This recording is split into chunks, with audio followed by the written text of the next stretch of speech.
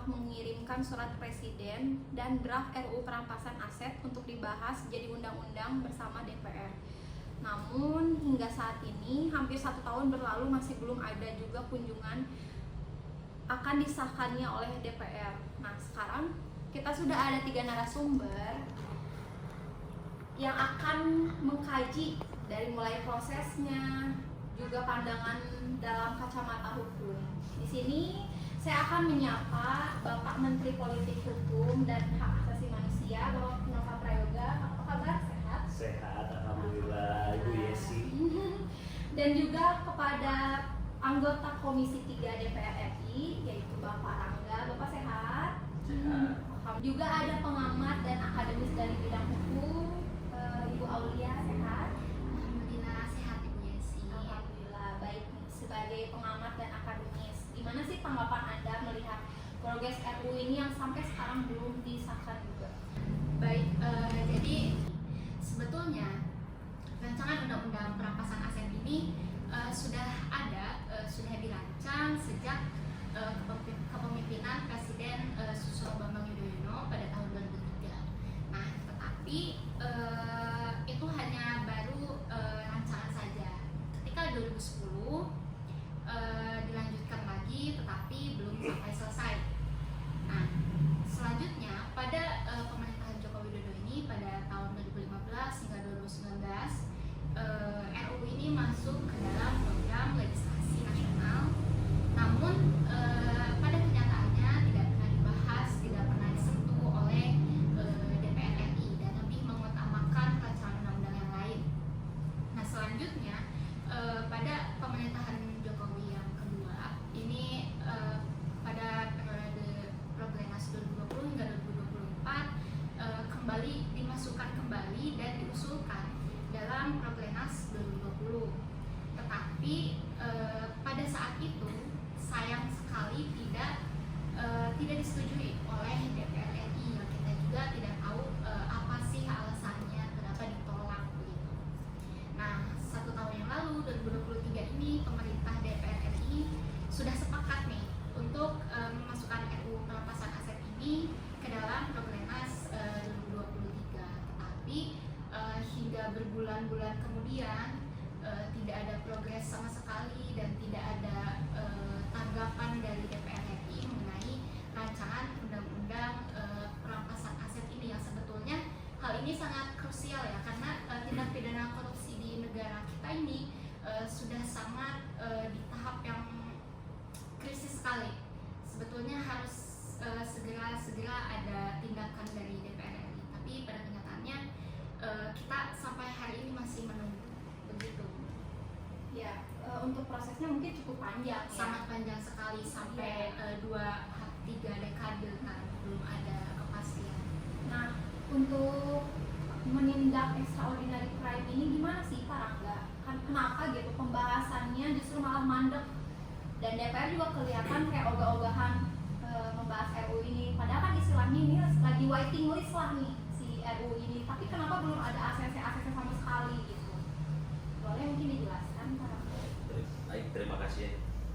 Mungkin bisa saya jelaskan. Dan fraksi itu belum setuju, sehingga kita belum kompak untuk merumuskan rancangan undang-undang perampasan aset tersebut untuk kita olah dan kaji kembali gitu. Kan bagaimana kita bisa mengolah suatu rancangan undang-undang kalau di awalnya saja belum pada kompak gitu.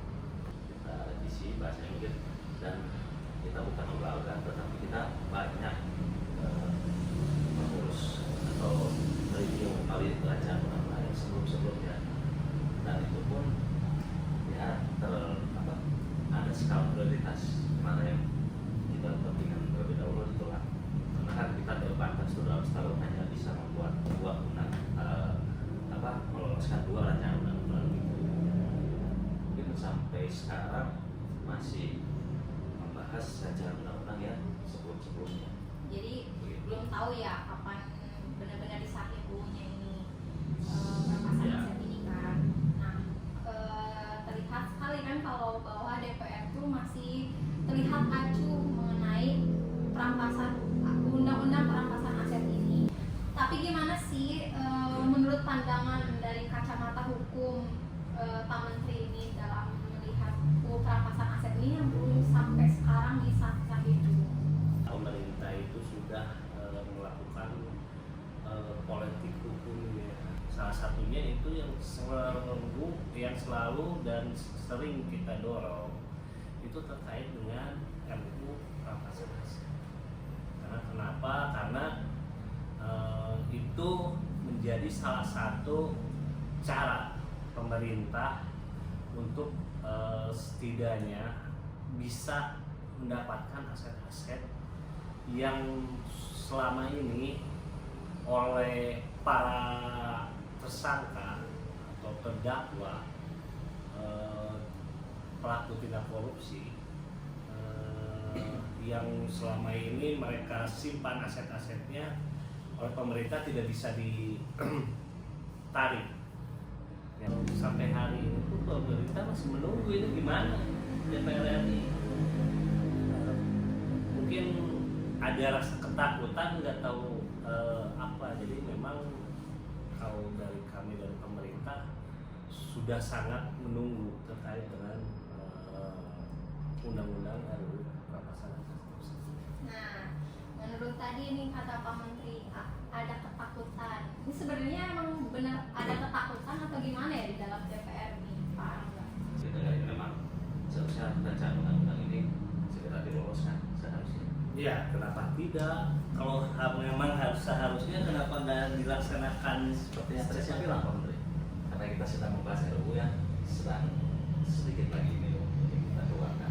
Ya, karena kan sebetulnya RUU perampasan aset ini sangat penting untuk negara ini. Kita karena itu menjadi salah satu cara kita pemerintah untuk menyelamatkan aset-aset yang dari awal mereka sudah curi, itu buat kepentingan masyarakat, mereka curi, mereka asetnya disimpan di luar negeri, di mana karena kita nggak ada punya kekuatan ataupun nggak ada aturannya yang belum sampai hari ini belum disahkan, makanya pemerintah sampai hari ini masih menunggu. Jadi ini adalah sebetulnya kalau dari kacamata kami ini sangat penting. Saya juga karena kan ini bukan hanya sekarang pemerintah itu mengajukan terkait dengan RUU perampasan aset sudah hampir 3 dekade. Ya betul, apa yang Pak Menteri katakan betul, apalagi terkait yang tadi dibilang Pak Menteri ada aset di luar negeri itu kan seperti kita ada hubungan multilateral dengan negara-negara lain, salah satunya itu juga harus diluruskan kembali. Dan untuk internal Indonesia saat ini ya beginilah, kita DPR sedang membahas RUU sebelumnya dari per komisinya.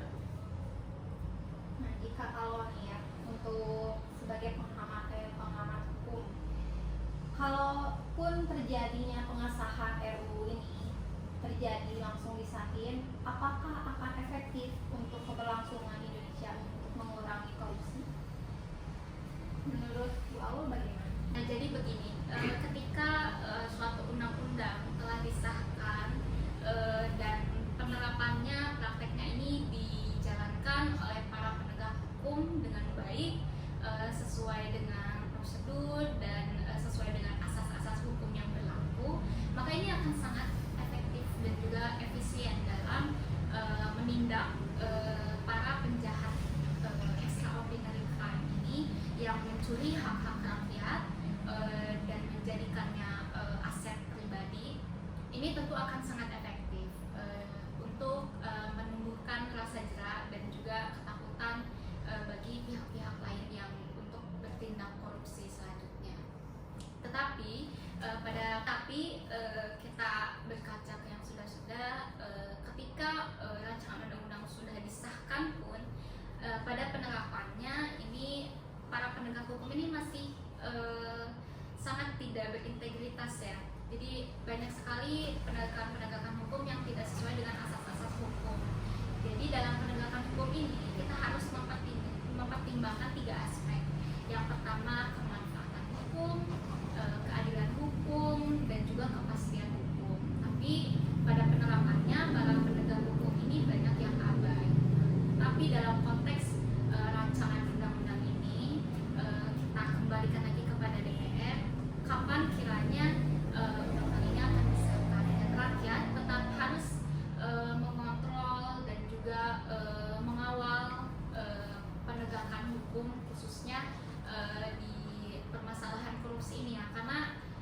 hingga hari ini menjadi permasalahan yang sangat krusial, dan sebetulnya harusnya menjadi target yang paling utama ya Pak. Pekerjaan DPR ini bisa mengesampingkan rancangan undang-undang yang lain dan lebih mengutamakan ini untuk kesejahteraan rakyat. Jadi seperti itu. Jadi kita tunggu lagi keputusan dari DPR untuk lebih mengutamakan rancangan undang-undang ini ada segera sah.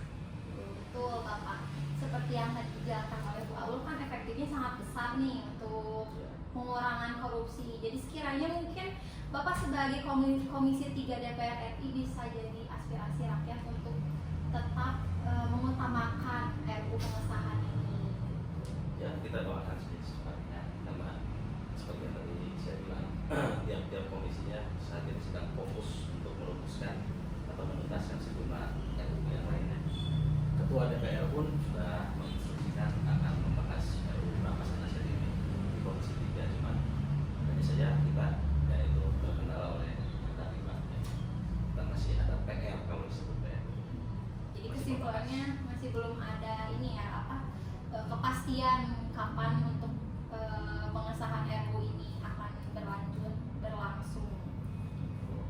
Ya mungkin di lain waktu mungkin kita akan mengobrol lagi dengan memiliki kejelasan yang lebih rinci untuk pengesahan RUU ini kapannya ya Bapak, agar kita bisa seenggaknya gitu Indonesia tuh nggak banyak korupsi gitu. Apalagi kan korupsi aja kemarin seperti kasus kemarin yang baru hangat, orang yang korupsi santai-santai aja kan Bapak, karena kan mereka mikirnya ya udah dihukumi gitu aja gitu, nggak ada perampasan aset dan lain-lain. Seperti itu ya Bapak Ibu. Terima kasih.